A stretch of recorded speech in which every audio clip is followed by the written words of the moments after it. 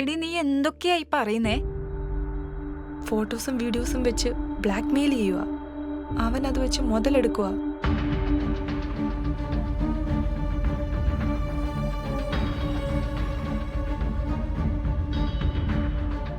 നീ അവന്റെ ഫോട്ടോസും ഡീറ്റെയിൽസും അയക്കും. എടി ഞാനത് അയച്ചിട്ടുണ്ട്. പിന്നെ നമ്മൾ രണ്ടും അല്ലാതെ ഇത് വേറെ ആരും അറിയരുത്. എടി ചേട്ടൻ വരുന്നു, ഞാൻ നിന്നെ വിളിച്ചോളാം.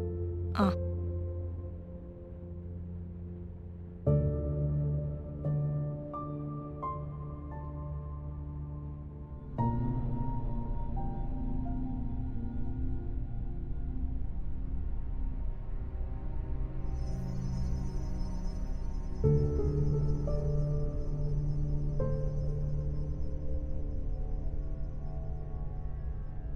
പറയടി.